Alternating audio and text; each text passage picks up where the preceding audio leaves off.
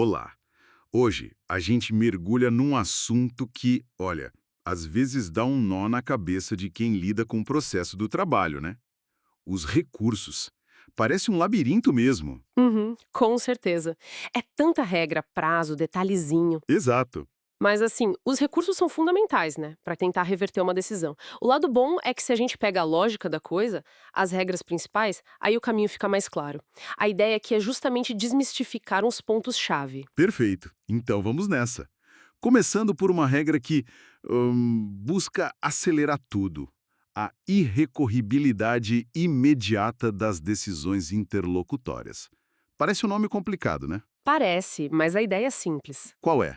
Decisões que não botam um ponto final no processo, tipo, no meio do caminho. A regra é, não dá para recorrer na hora. Tem que esperar. Ah, para não ficar parando toda hora, né? Exatamente. É o que está lá no artigo 893, parágrafo 1º da CLT. E a súmula 214 do TST detalha bem isso. Mas, como quase tudo no direito, né? Tem exceção. Sempre tem. Isso. E são exceções importantes. São situações onde, na verdade, recorrer logo é até melhor, mais eficiente. E quais seriam essas exceções, assim, cruciais? Aquelas que a gente precisa mesmo saber. Olha, basicamente são três que a súmula 214 traz. A primeira, se uma decisão de um TRT for contra, assim, de cara, uma súmula ou uma OJ do TST. Ah, para já corrigir o rumo cedo. Isso. A segunda, se o recurso contra essa decisão puder ser julgado ali mesmo, no mesmo tribunal. Mais rápido, né? Uhum. E a terceira, que cai muito em prova, é quando a decisão aceita uma exceção de incompetência territorial. E aí manda o processo para um TRT diferente. Diferente daquele do juiz que decidiu. Exato. Nesse caso específico, cabe recurso ordinário na hora, para o TRT ao qual o juiz que deu a decisão está vinculado. Entendi. Bom saber essas portas de saída.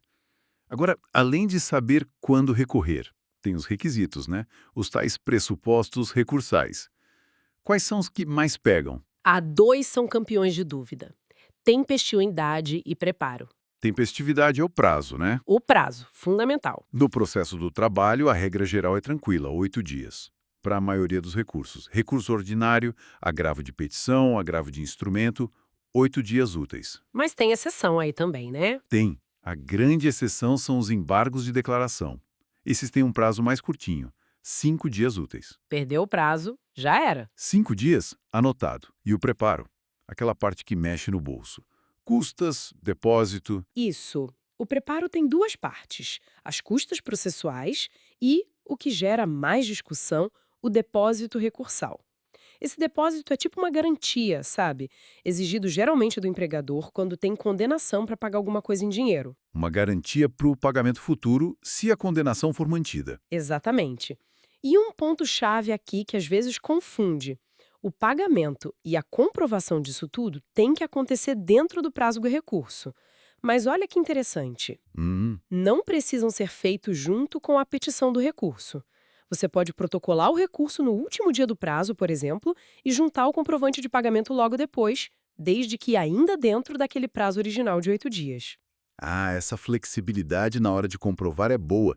E quem é que tem que fazer esse depósito? Ouvi dizer que tem gente que não precisa pagar ou paga menos. Isso cai bastante, né? Sim, a exceção é muito grande quando a lei não se impõe o nível de estudo para a matéria recursal, mas às vezes é a instituição número de recursos, e não quando há um recurso mais réu, mas quando há um recurso mais justificativa para recorrer. Cai demais, e é essencial saber. São isentos totalmente, massa falida, claro, e empresas em recuperação judicial, para não piorar a situação delas. Faz sentido. Quem tem justiça gratuita também, obviamente, e as entidades filantrópicas. Esses não pagam nada de depósito. Tá. E quem pagar menos? Aí tem outra listinha. Pagam só metade do valor o empregador doméstico, o MEI, microempreendedor individual, as microempresas ME, empresas de pequeno porte, EPP, e as entidades sem fins lucrativos.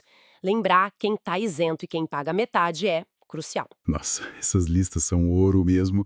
Mudando um pouquinho, quais são os recursos, assim, mais comuns, as figurinhas carimbadas da Justiça do Trabalho? Bom, o recurso ordinário, o RO, é o campeão de audiência.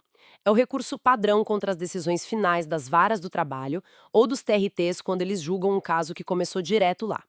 É meio que a apelação do processo civil, sabe? A apelação trabalhista, digamos assim. Isso. Depois tem o agravo de petição, o AP. Esse é específico para a fase de execução, quando a briga é sobre como cumprir a sentença, sabe? Entendi, para execução. E tem um agravo de instrumento, o AI. Esse tem uma função bem específica.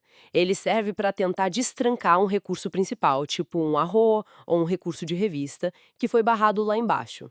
O juiz ou o tribunal não deixou o recurso subir, aí você entra com a AI para tentar reverter isso. Ah, para tentar fazer o recurso principal ser analisado. Exatamente. E aqueles embargos de declaração com o prazo diferente de 5 dias, para que eles servem mesmo? Os embargos, os EDs, eles são diferentes. O objetivo principal não é mudar o resultado do julgamento, o mérito.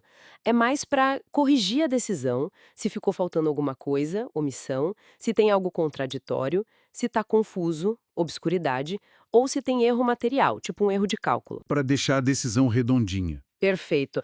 E uma coisa super importante deles, se eles forem cabíveis e apresentados no prazo certinho de 5 dias, eles interrompem o prazo para outros recursos.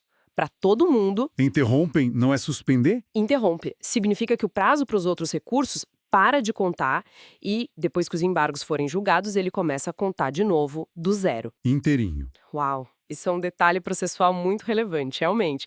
É bastante coisa para ter na ponta da língua, mas acho que focando nesses pontos que a gente conversou, as exceções lá da irrecorribilidade, os prazos de 8 e 5 dias, e quem paga ou não paga o depósito recursal já dá para ter um mapa melhor, né? Sem dúvida. Dominar esses fundamentos é o primeiro degrau. Não tem como fugir. Uma boa estratégia de recurso no trabalho passa muito por conhecer bem essas regras do jogo processual, não só o direito em si. É verdade.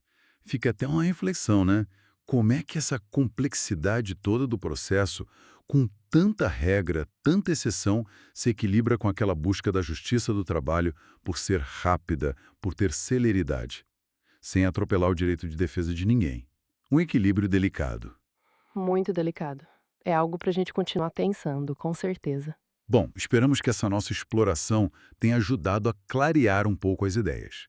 Se foi útil, considere compartilhar e se inscrever no canal para acompanhar outras análises como esta. Isso aí. Até a próxima!